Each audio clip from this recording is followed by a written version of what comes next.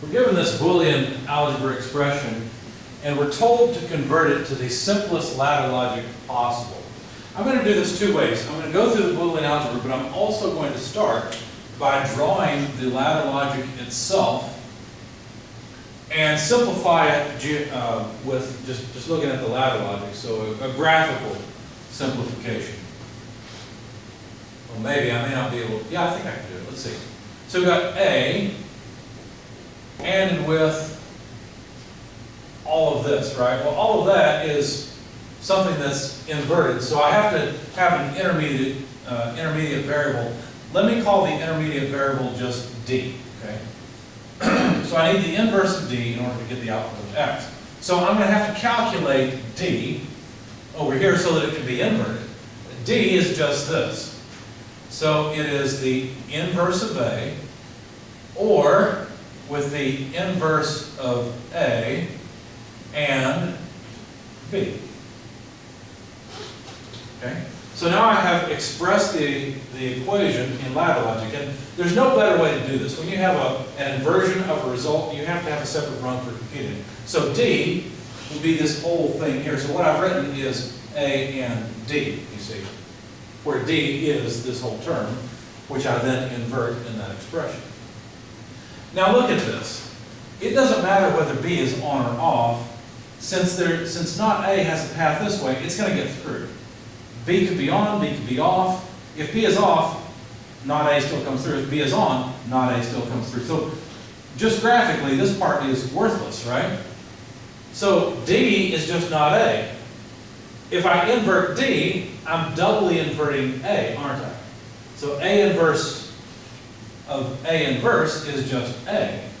So what that means is I can replace this with A, right? I don't even need that second rung anymore. But A and A is just A.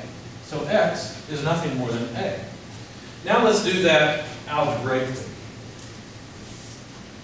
To simplify this, what we'll need to do is use Demorgan's theorem. So if you look at your sheet, you will see that Demorgan's theorem allows us to break this up. Now you might look at it and say, well, this seems confusing because I've got an or here and an and here. I'm going to claim and then prove to you that you can do this. Watch this. You can use this one to break the bar. Say A double inverse, so inverse from here, inverse from the broken bar. Switch the symbol. And then you can say A double inverse, and then this breaks the bar and becomes an or B. Now you have to be careful though, because since ands come before ors, it's understood that this term will be done first. Okay?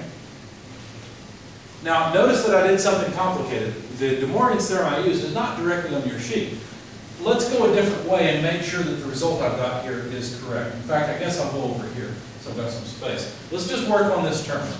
I've got inverse of A or, and I guess I'll make it very clear, this is the inverse of A and B, inverted. Okay? Now, as long as I leave these parentheses here, this term will be okay, and I can use this to break the bar.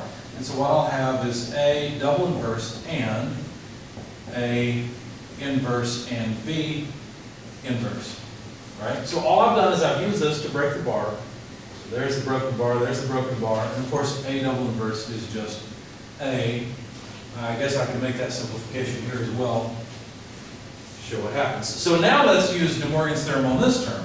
So we've got A and, well, if I use the and to break the bar, I'll have A double inverse or B inverse. There we go.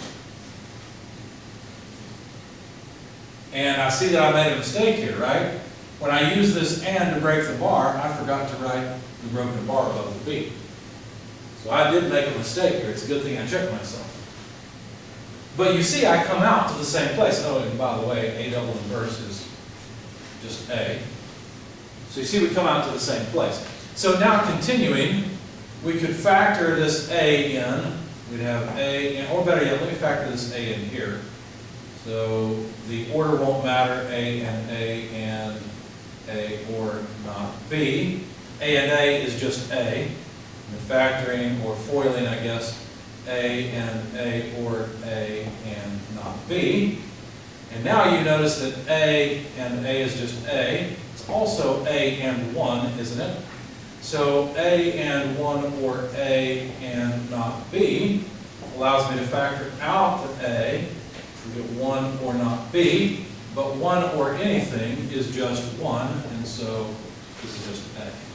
So I've proven algebraically what I showed graphically in the ladder logic. You can simplify it either way you wish, just be very careful, be consistent, and don't make mistakes like I almost did there.